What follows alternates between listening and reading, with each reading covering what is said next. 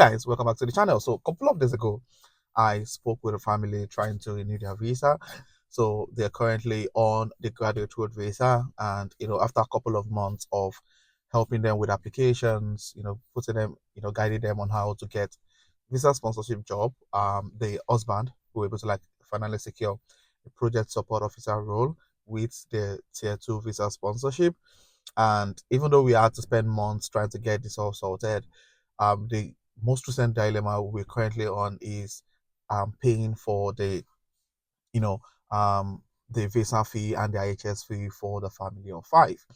And I think the family were more fixated about trying to get visa sponsorship without putting into consideration the cost implication of getting that visa sponsorship. And we're able to sort the whole situation out. They've been able to like apply for the skilled worker visa, and all of their visas have been approved. However, they felt it's important for us to like have conversation or talk about this part of living in the United Kingdom that people don't get to like pay attention to, and how so many people are actually struggling, so that in case you're in the same situation like this family, you can learn from what they've done wrong and what we're able to do to fix the challenges.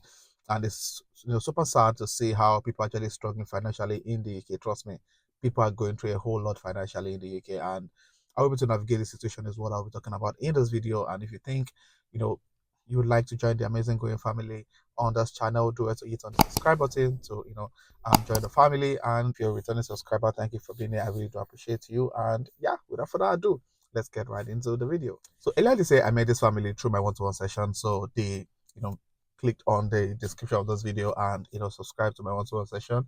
And we jumped on the call, and apparently the person was actually trying to get a visa sponsorship role.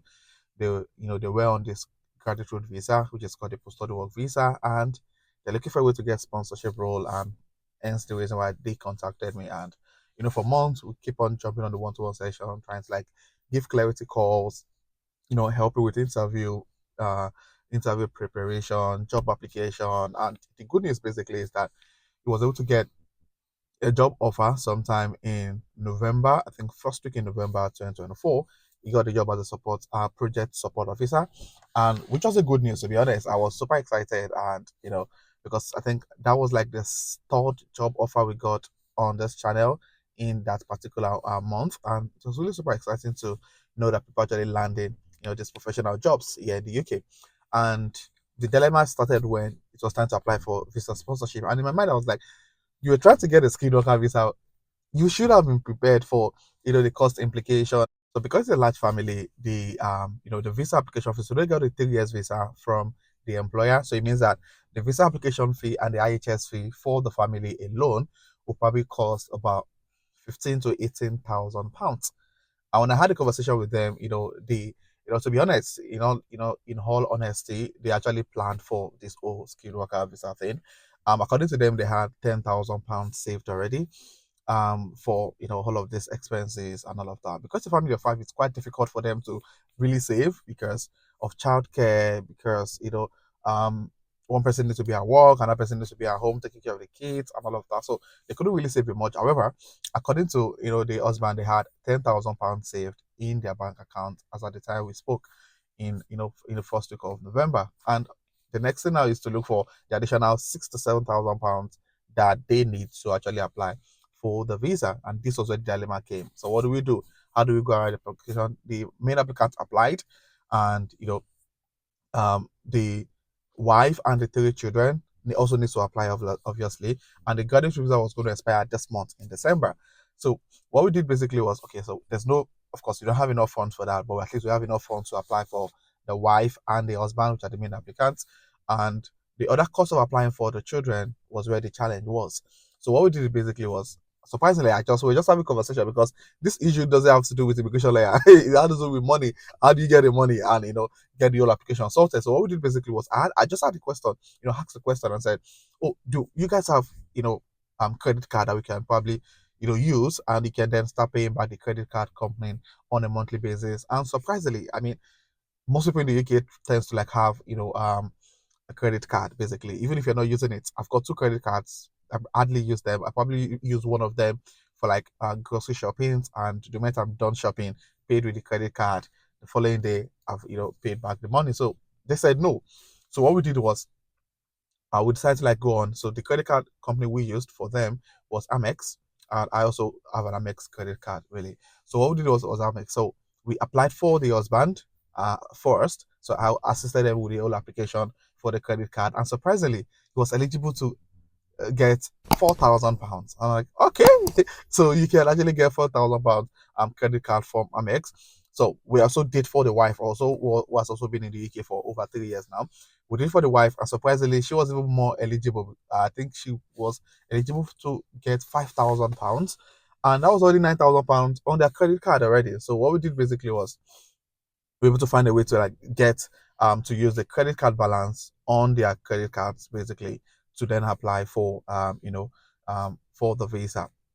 And that was how we were able to sort out the whole financial constraints or financial issue around their visa applications. Now, I understand that it's usually not a good idea to like max your credit card, but in this situation, it doesn't look like there was an option, because it's either they get the visa sorted or the children wouldn't be able to move on the skilled worker visa. And thankfully, we were able to get all of that sorted a couple of days ago. The visa came out and they were all successful. And yeah, they're all on the skilled worker visa at the moment. So now the major reason why I'm actually making this video, not only because, and by the way, if you're looking at getting your Amex card, you probably want to check out the description of this video, click on the link and open your Amex card, get your Amex credit card, and start building that credit score. Of course, that's one of the major reasons why we tend to like have credit card in this country.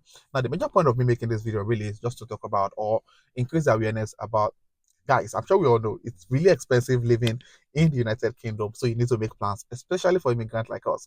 We're paying bills, we're paying, you're paying for practically every single thing you have or you own in this country.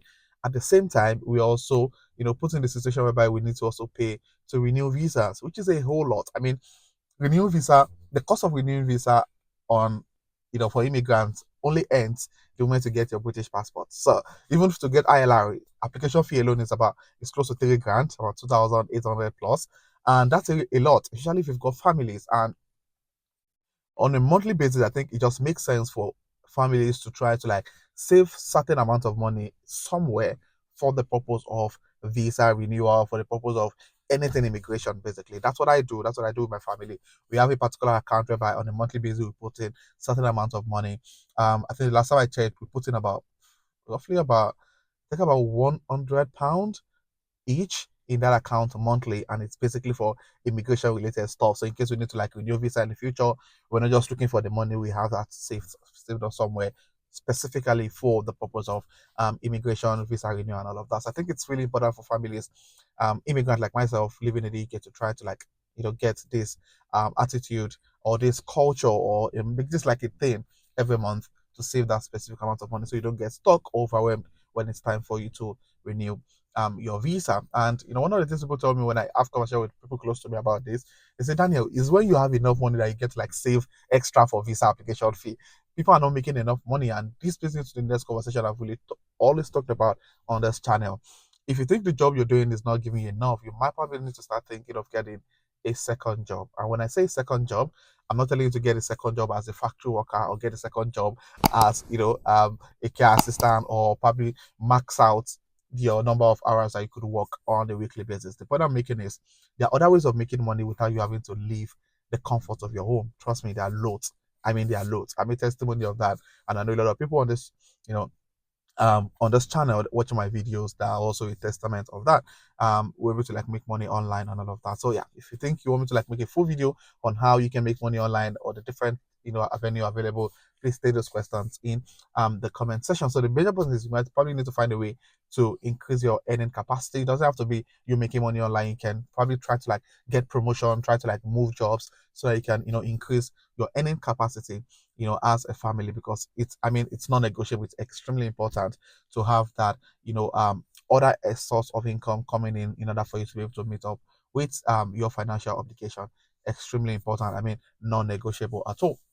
And it's just you just start to see people struggling to actually meet up with those bills. And yeah, and one of the things I also tell people, especially for single people who are trying to like get into relationship or planning to get married, please, before you start having kids, make sure you have enough plan. I know sometimes we plan and things doesn't really go as we plan, but at the same time we still need to plan. So if you're planning to have kids very soon, guys, this is coming for someone that just had a baby about 3 months ago. See, children are going to put a lot of constraints on your earning capacity. I mean, they're going to, because of childcare, it's going to restrict in so many ways.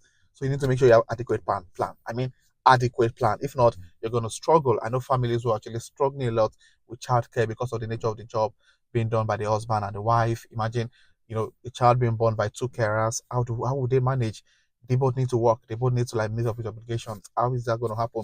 One person needs to be at home with the child, for childcare purposes, and it's going to be a whole lot. So you need to make sure you have enough plan to actually mitigate that part. And having a child also increases your monthly outgoing. So a lot of things you just need to put into consideration before you decide to have that child. So if you have any question around immigration, anything immigration, state those questions in the comment section. And if you're coming across this channel for the first time, do well to hit on the subscribe button to join the amazing Going family.